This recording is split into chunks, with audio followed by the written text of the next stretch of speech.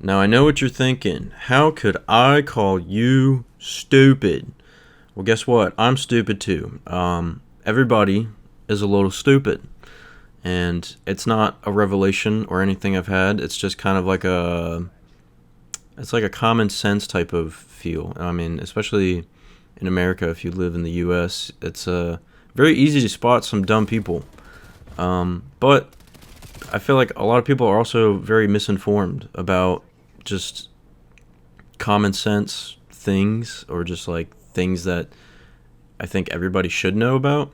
Um, like taxes. I don't even know how to do taxes. I let my dad do that stuff for me because it's way easier for him to just do it himself. He's got his own way of doing it.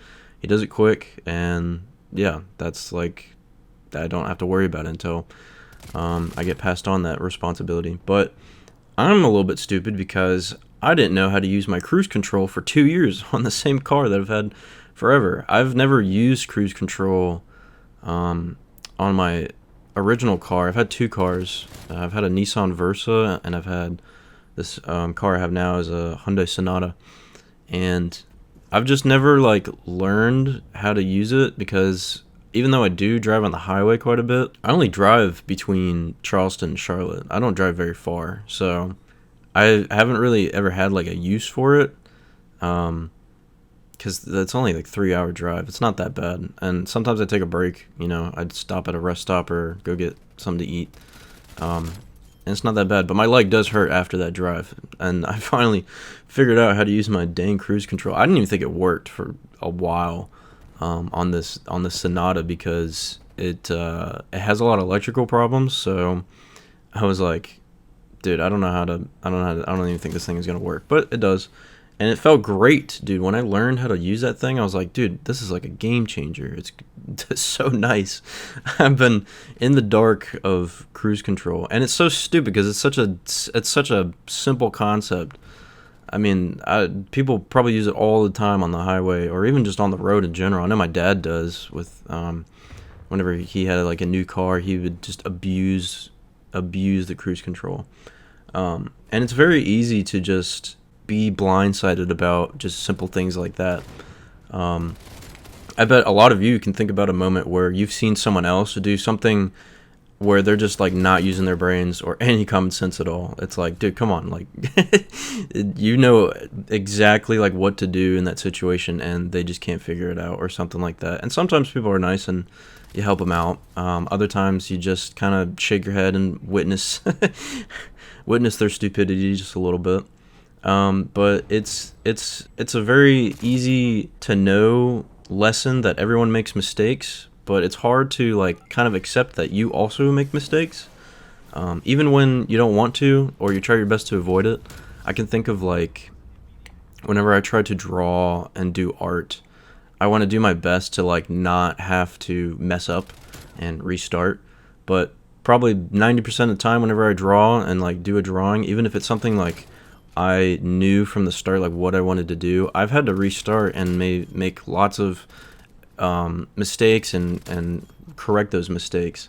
So it's really unavoidable. And when you learn like that as like a lesson for yourself, it kind of makes learning a lot easier, or at least like more gratifying, because being stupid kind of gives you the opportunity to become smarter. And I think anybody can agree that being smart feels great.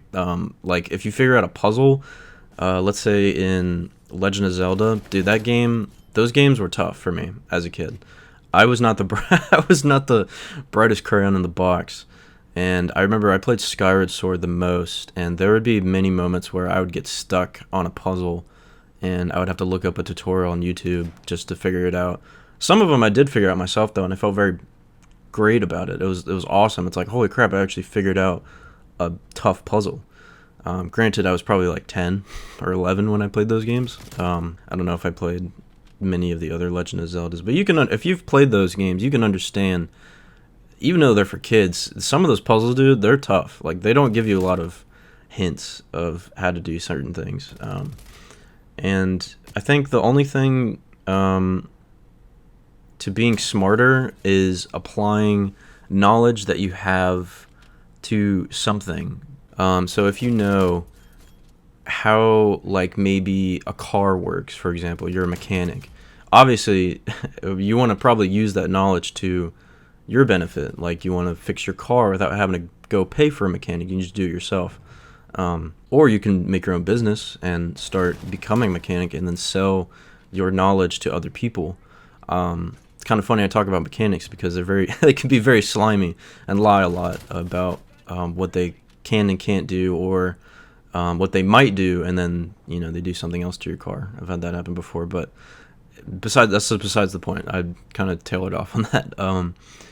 It's very easy and feels great to have knowledge about something and then just use it to do something else, for maybe someone that doesn't know a whole lot about that thing. And it's great. I mean, that's kind of like what being smart is.